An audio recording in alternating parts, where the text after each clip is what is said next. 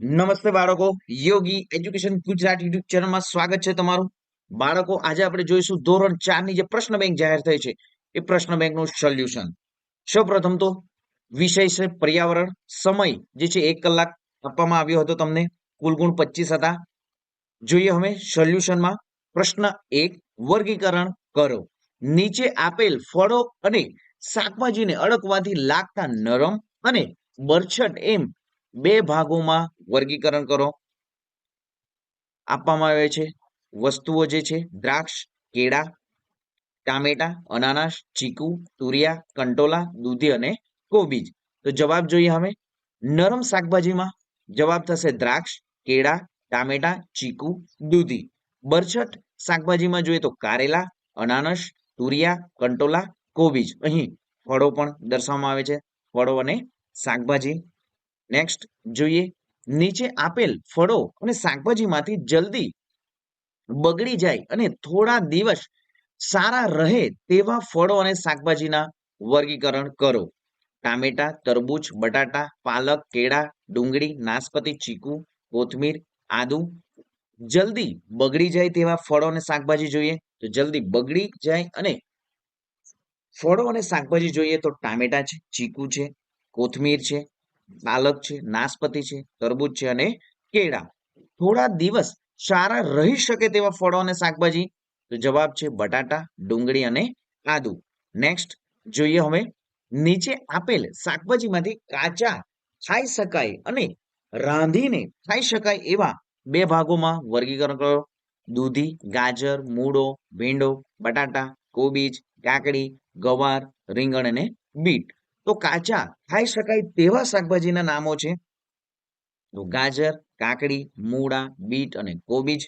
બાળકો, હવે રાંધીને ખાઈ શકાય તેવા શાકભાજીના નામો જોઈએ તો દૂધી, ગવાર, ભીંડો, રીંગણ અને બટાટા. નેક્સ્ટ જોઈએ. નીચેનામાંથી કોઈ પણ એક વિભાગ પસંદ કરી માંગ્યા મુજબ લખો. વિભાગ એ, ખેતી માટે ટ્રેક્ટરના 2 થી 3 ઉપયોગ જણાવો. પાકને જીવ જંતુઓથી બચાવવા શું શું કરશો? ઇલ્લીજ ખૂબ જ ધારદાર હોય છે, ખરું કે ખોટું? ખેતી માટે દોરડાના 2 થી 3 ઉપયોગ જણાવો. જમીનની ફળદ્રુપતા વધારવા શું કરશો? ખેતરમાં બીજને ચોક્કસ અંતરે પૂરતા પ્રમાણમાં નાખવા ખૂબ જ જરૂરી છે, તો આ વિધાન સાચું છે. નેક્સ્ટ, ખેતી માટે કોદાળીનો ઉપયોગ જણાવો. ખેતી માટે જે પાકમાં નીંદણ વધી જાય ત્યારે તમે શું કરશો? ફળનો ઉપયોગ પાકને લણી કરવા માટે થાય છે, ખરું કે ખોટું? તો ફળનો ઉપયોગ જે છે પાકને લણી કરવા માટે ખોટું વિધાન છે.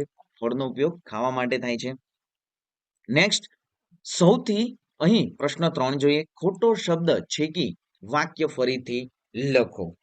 ફર્સ્ટ જોઈએ. સૌથી મધુર અવાજે ટહુકો કરતી જે પક્ષી જે છે કોયલ છે કે કબૂતર છે? તો જવાબ છે કબૂતર છે. સૌથી ભોળું પક્ષી કબૂતર કે કાગડો છે? જવાબ છે કબૂતર છે. કંસારા અને પક્ષીનો ટક ટક અવાજ શિયાળા કે ઉનાળામાં સંભળાય છે? તો જવાબ છે ઉનાળામાં. સૌથી સુંદર માળો બનાવતું પક્ષી દરજીડો કે દેવચકલી છે? તો જવાબ જોઈએ આપણે દરજીડો છે. પોતાનો માળો ન બનાવતું પક્ષી ચકલી કે કોયલ છે? જવાબ થશે કોયલ. થોરના કાંટાઓમાં અથવા મહેંદીની વાડમાં પોતાનો માળો પોપટ કે કબૂતર બનાવે છે? તો જવાબ થશે પોપટ. વૃક્ષની નાની ડાળીઓમાં અથવા ઝાડીઓમાં લટકતો લટકતો માળો કંસારો કે ફૂલ સુંગડીનો હોય છે? જવાબ છે કંસારાનો. બધા પક્ષીઓ દિવસ દરમિયાન કે રાત્રિ દરમિયાન ખૂબ જ વ્યસ્ત હોય છે? બધા જ પક્ષીઓ જે છે એ દિવસ દરમિયાન ખૂબ જ વ્યસ્ત હોય છે. નેક્સ્ટ, આપણું રાષ્ટ્ર પક્ષી સુરખાબ છે કે મોર છે?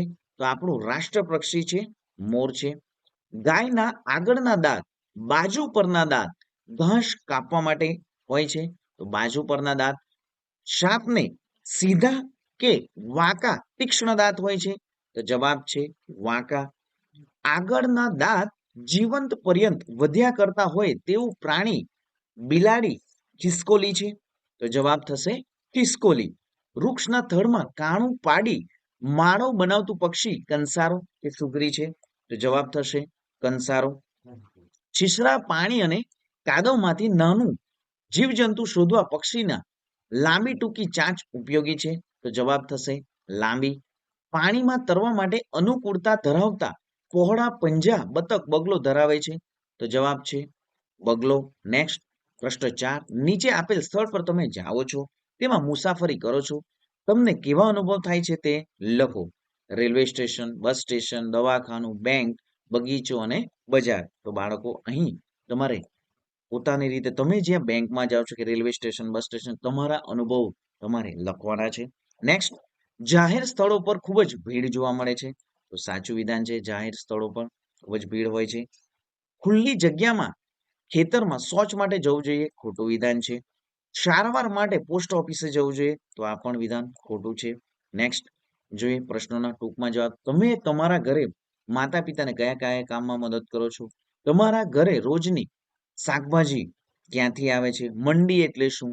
સૂર્યોદય પહેલા શરૂ થતા વ્યવસાય કયા કયા છે?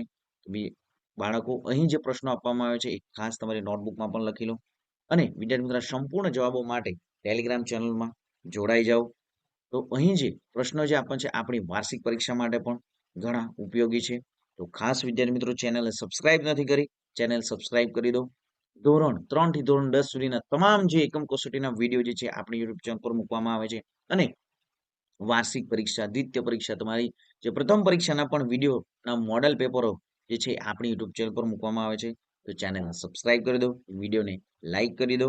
અને ધોરણ 5 માટે પણ વિદ્યાર્થી મિત્રો જે સીઈટીની પરીક્ષા છે, નવોદયની પરીક્ષા જે છે, જો એકલવ્યની પરીક્ષા જે છે એમની તૈયારી પણ આપણી યુટ્યુબ ચેનલ પર કરવામાં છે અને માહિતી પણ આપણી યુટ્યુબ ચેનલ પર તમને મળી રહેશે. તો ચેનલને સબસ્ક્રાઇબ કરી દો, વિડીયોને લાઈક કરી દો.